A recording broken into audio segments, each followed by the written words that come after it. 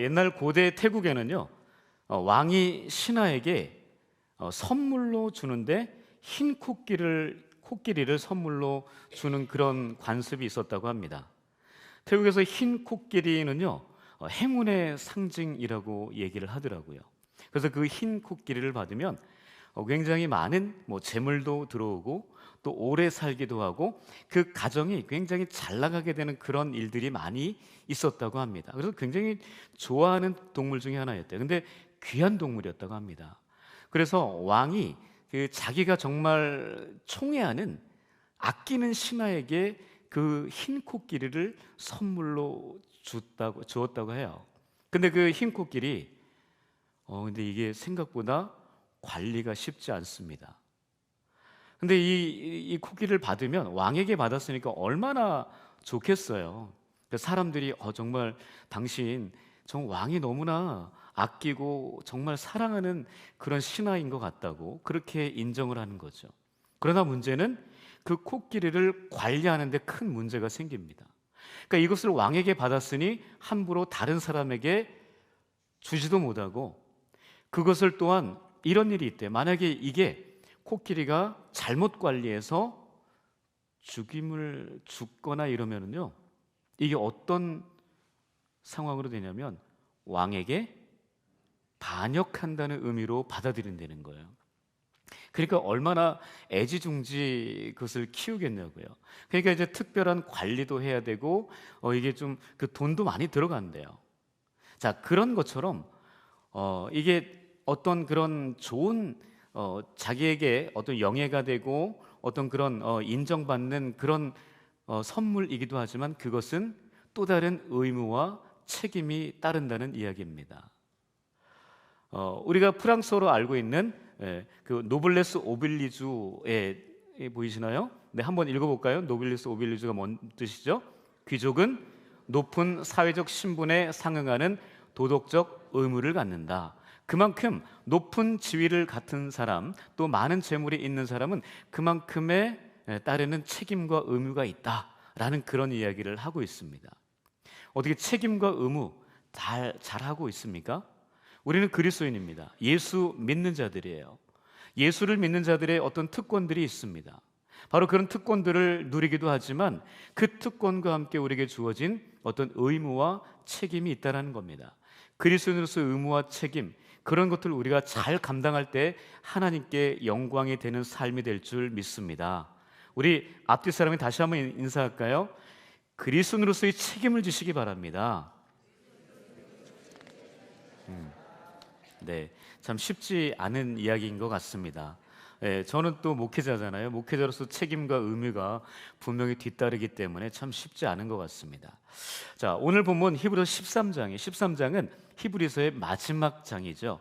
자, 그런데 특히 13장 13절, 이 13절에서 예수님이 영문 밖으로 나아간 그 삶을 우리도 또한 쫓아가자, 그 영문 밖으로 그에게 나아가자라는 그런 메시지가 기록되어 있습니다. 그래서 히브리서 기자가 그렇게 우리에게 권면하고 있는데요. 자, 영문 밖이란 그러면 어떤 곳이며 또 예수님께서 그 영문 밖으로 나간 이유, 목적은 무엇인지 한번 살펴보도록 할 텐데요. 바로 영문 밖은 말 그대로 성 밖을 이야기하고 있습니다. 바로 예수님께서 예루살렘 도성 그 밖에서의 그 모습을 이야기한다는 거죠. 자, 우리가 알고 있듯이 우리 예수님 바로 예루살렘 성 안에서 사형 판결을 받으셨습니다. 그리고 나서 그곳에서 십자가를 지셨습니까? 아니죠. 바로 성 밖으로 끌려나가서 우리가 알고 있는 골고다의 그 언덕, 그 성 밖이거든요. 예. 바로 그곳에서 주님께서 십자가에 못 박혀 죽임을 당하셨습니다. 그렇듯 예수님 시대 때에도 죄인들이 죽을 때는 성 안에서 죽이지 않고 성 밖에서 죽였다는 거죠. 바로 출애굽 광야 시대도 그때도 마찬가지였습니다. 진 밖에서 죽임을 했다는 거죠.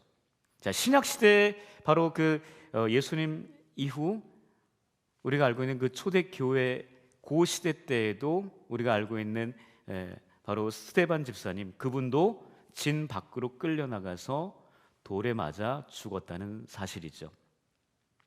자, 바로 이 죽음을 의미하고 있는 이 진박, 성문박, 영문박, 바로 그런데 그 주님께서 그곳에서 죽음으로 말미암아 우리에게는 그 죄, 모든 죄가 해결되고 구원의 은혜를 누리게 되었다는 것이 무엇보다 중요하다는 겁니다.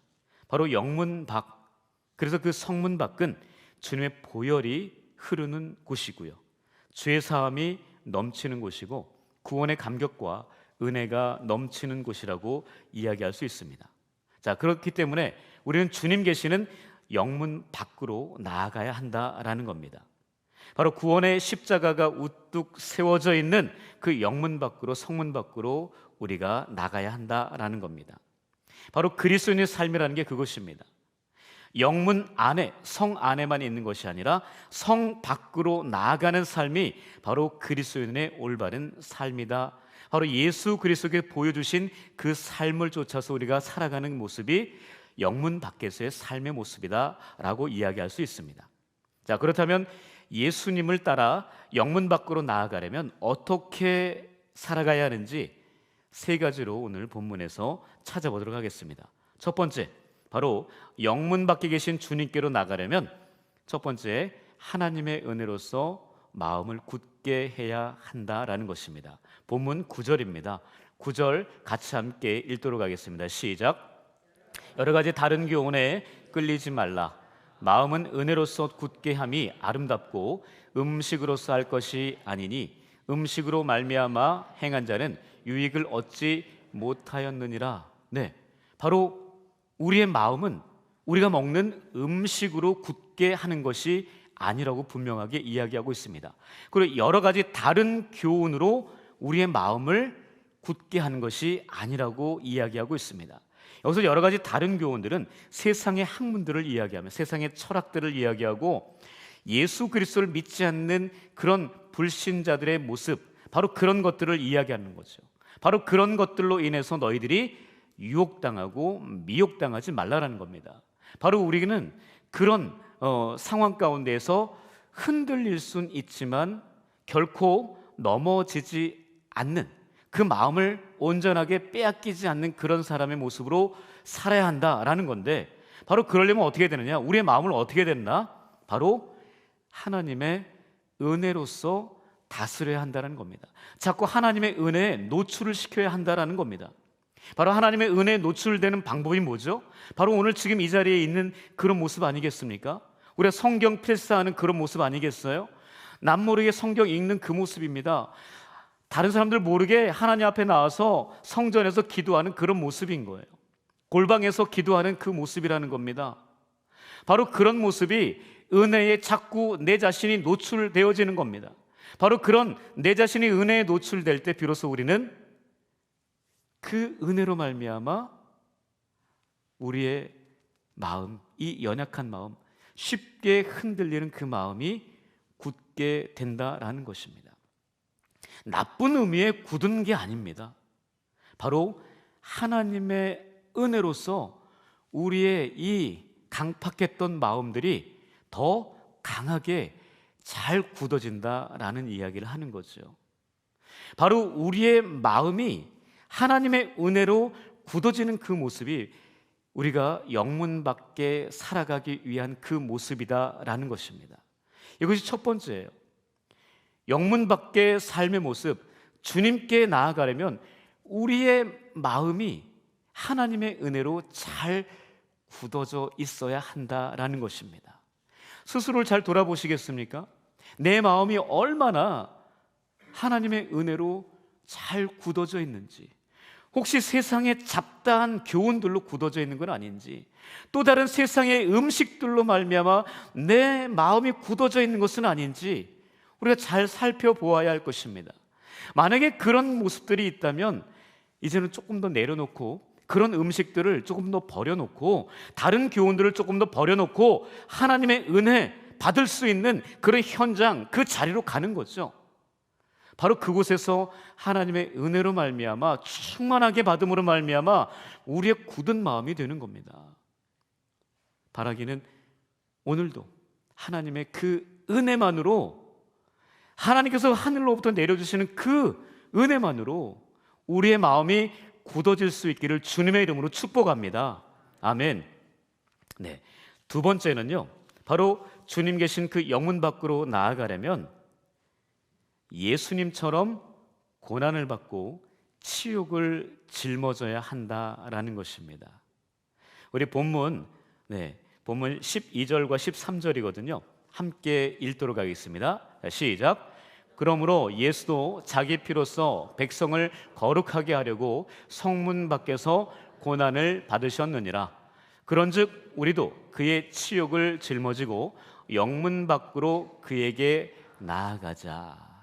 바로 예수 그리스도, 그분이 고난을 받으셨고 치욕을 받으셨다라고 분명하게 이야기하고 있습니다. 그 고난과 치욕을 받아야지만 우리는 영문 밖의 삶을 살아낼 수 있습니다. 그러나 이게 아까 앞에 첫 번째 말씀드린 것과 함께 연결되거든요. 우리가 하나님의 은혜를 받지 않으면요, 고난 못 견딥니다. 치욕 도저히 견딜 수가 없어요. 먼저 내가 은혜를 받지 않으면요, 그 고난과 치욕은 나를 죽이는 겁니다. 나를 더 엇나가게 하는 거예요. 고난을 통해서 내가 하나님께 더 가까이 가는 게 아니라, 하나님을 더욱더 의지하는 게 아니라 하나님을 버린다는 거죠. 은혜가 없으면 그렇게 된다는 겁니다. 그러니까 먼저 내가 하나님의 은혜를 받아야 되는 거예요. 말씀을 통한 은혜, 예배를 통한 은혜, 기도를 통한, 찬양을 통한 은혜를 받아야지만 내가 고난을 견딜 수 있어요. 치욕을 견디고 버틸 수 있다는 겁니다. 그것이 선행되지 않으면 우리는 어쩔 수 없이 흔들릴 수밖에 없고요, 절망할 수밖에 없고 낙심할 수밖에 없다라는 겁니다. 그렇기 때문에 영문 밖에 계신 예수 그리스도께로 우리가 나아가려면 반드시 먼저 하나님의 은혜를 받아야 되고, 그 은혜를 받음으로 말미암아 고난과 치욕, 여러 가지 굴욕을 받아야 된다. 그래서 견딜 수 있는 거예요. 그래야지만 우리는 영문 밖의 삶을 살아낼 수 있다는 겁니다. 영문 밖의 삶은 쉬운 삶이 아니거든요. 고난과 아픔과 날마다 여러 가지 고통과 그런 괴로움들이, 슬픈 일들이 너무너무 많이 겪게 되는 그런 자리라는 겁니다. 바로 근데 그런 삶을 우리가 살아낼 때 우린 비로소 주님께서 가신, 아니 주님께서 계신 그 영문 밖에 우리가 나아갈 수 있다는 것입니다. 마태복음 5장에 보면은 산상수훈이 있죠. 그 산상수훈 마태복음 5장 10절에서 12절에 이렇게 기록되어 있죠. 의를 위하여 박해를 받는 자는 복이 있다라고 이야기합니다. 그리고 나로 말미암아, 바로 예수 그리스도를 말미암아 너희를 욕하고 박해하고 거짓으로 너희를 거슬러 모든 악한 말을 할 때 비로소 우리에게 복이 있다라고 이야기하고 있습니다. 바로 주님을 위해, 몸된 교회를 위해, 하나님의 영광을 위해 받는 그 고난과 치욕과 그 박해, 여러 가지 그런 많은 아픔들, 이런 것들 우리가 당연히 받아야만 그리스도인으로서의 정말 아름다운 그런 영문 밖의 삶을 살아낼 수 있다는 겁니다. 참 쉽지 않아요. 아까 말씀드렸듯이 그 은혜를 받지 않으면 그 고난, 그 치욕 도저히 우리는 감당할 수가 없어요. 그래서 사도 바울이요, 골로새서에서 이렇게 이야기합니다. 골로새서 1장 24절이거든요. 한번 같이 읽을까요? 자, 시작. 나는 이제 너희를 위하여 받는 괴로움을 기뻐하고 그리스도의 남은 고난을 그의 몸된 교회를 위하여 내 육체에 채우노라 라고 이야기하고 있습니다. 바로 너희를 위해서, 다른 사람들을 위해서 받는 고난을 이야기하고 있지 않습니까? 그리고 글쎄 그것이 남은 고난이라고 이야기합니다. 내가 지금 받고 있는 고난은 내가 뭘 잘못하고 실수해서 죄를 지어서 받는 고난이 아니라 내가 너희를 위해서 받는 고난이고, 이 고난은 바로 예수 그리스도께서 나에게 남겨주신 고난이라고 인정하면서 그것을 받아들인다는 겁니다. 참고 견딘다라는 거죠. 바로 이런 모습이 영문 밖의 삶의 모습이라는 겁니다. 영문 밖의 삶의 모습은 고난의 모습이에요. 치욕의 모습이고요. 다른 사람들이 나를 비방하고 나를 조롱하고 나에게 칼을 들이대고 나를 괴롭게 하고 나를 심지어 악의 구렁텅이로 몰아넣는 그런 삶이라는 거예요. 그런데 그런 삶을 어떻게 해요? 예수님처럼 견뎌야 된다는 이야기를 하는 겁니다. 그게 바로 영문 밖의 삶이고 우리가 그리스도인으로서 살아내야 되는 의무와 책임이라는 겁니다. 그냥 좋은 교회 안에서 너무나 안전한 곳에서 그냥 그 특권만을 누리고 있는 것이 아니라 그 교회 밖의 삶, 영문 밖의 삶, 성 밖의 삶으로 그 고난과 치욕과 그 아픔과 정말 때로는 불행이 있는 그 삶으로 나아가는 것, 오히려 그곳을 찾아가는 그 모습, 그것이 어떻게 보면 영문 밖에 예수 그리스도께서 사신 모습, 그 삶이라는 것입니다. 어쩌면 지금도 우리에겐 그런 삶이 계속되고 있는지도 모르겠습니다. 바로 근데 그 모습은요, 주님을 닮는 모습이고 예수 그리스도께서 우리에게 어떻게 보면 요구하는 모습일 수도 있다라는 생각이 듭니다. 그리스도인으로서의 그냥 행복한 삶뿐만 아니라 너무나 즐겁고 너무나 나이스한 삶만이 아니라 정말 말도 못하는, 말하기도 어려운 힘든 그런 고난, 그런 아픔이 우리에게 반드시 있을 수 있다는 것입니다. 그래서 베드로 사도는요, 베드로전서 4장에서 그렇게 얘기하죠. 그리스도의 고난에 참여하는 것으로 즐거워하라 라고 이야기하고 있습니다. 고난에 참여하는 게 뭐가 즐겁겠습니까? 아픈데 뭐가 행복하겠어요? 그런데 그것으로 말미암아 즐거워하라고 이야기하고 있습니다. 그럴 때 비로소 우리는 영문 밖에 계신 주님의 그 삶의 모습을 닮아가고 있다는 것을 우리는 알아야 됩니다. 너무나 좋은 환경 속에서 신앙생활하고 있고 너무나 좋은 사운드 안에서 찬양하고 예배하고 있고 봉사할 사람들이 많은 그런 교회 안에서 있을 수 있다는 거, 많은 성도들과 함께 그렇게 행복하게 산다는 거, 아름답고 너무나 좋은 가족들이 있어서 그냥 너무 좋은 것. 하지만 그런 삶을 누리지 못하는 그런 사람들도 많이 있습니다. 바로 그런 사람들의 모습 바라보면서 우리는 과연 어떻게 될까요? 조금 더 그들에게 다가가야 되지 않을까요? 그래서 세 번째 모습이 필요합니다. 영문 밖의 세 번째 모습은요, 바로 이런 모습인 거예요. 한번 읽어볼까요? 시작. 선을 행하고 나누는 삶을 살아야 한다는 겁니다.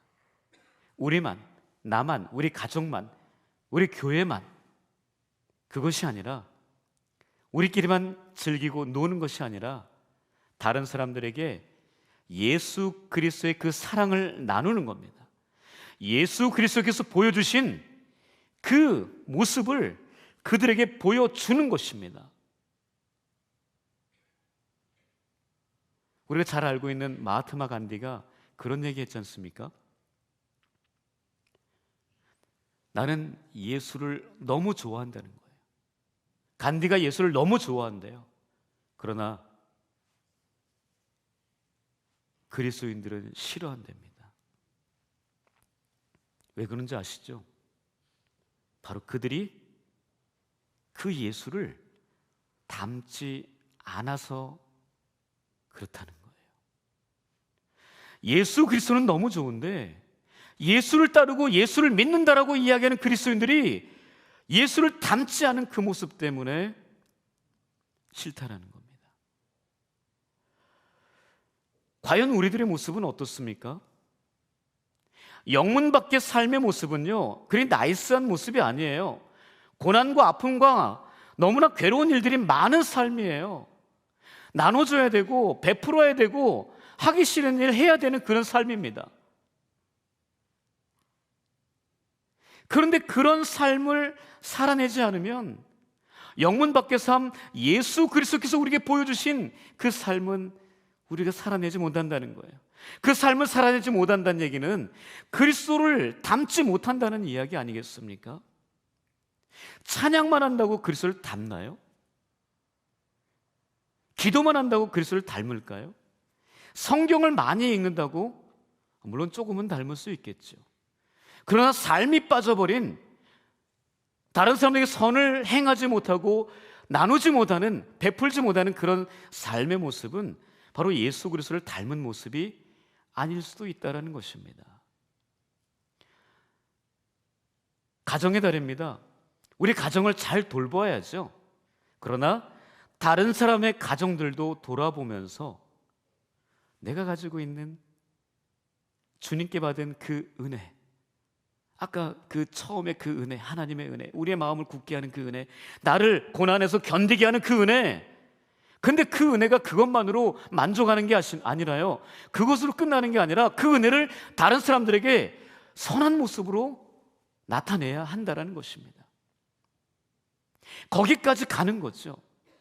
그 은혜를 받았다면 내가 고난을 받을 때 견디고 버티고 흔들리지 않는 것, 그것과 함께 다른 사람들에게 내가 가지고 있는 것으로, 그 은혜로 섬기는 겁니다. 봉사하는 거죠. 거기까지 주님께서 우리에게 나아가기를 원하고 계십니다. 그것이 바로 진짜 성문 밖, 영문 밖의 삶이라고 주님께서 말씀하십니다. 바로 그런 삶을 너도 살아보지 않겠니? 라고 우리에게 오늘 이 밤 우리에게 초청하십니다. 도전을 주십니다. 간절히 바라기는 저와 여러분들이 진짜 예수 그리스도를 조금이라도 닮은 그 모습을 조금 더 가졌으면 좋겠어요. 그러려면 하나님의 은혜 받은 것으로 끝나는 것이 아니라 그 받은 은혜로 내 삶의 자리, 그 고난을 잘 견디고 다른 사람들에게 나누어 주고 베풀어 주는 것을 잘할 수 있는 그런 저와 여러분들 영문 밖의 삶이 되시기를 주님의 이름으로 축복합니다. 아멘. 우리 함께 찬양하겠습니다.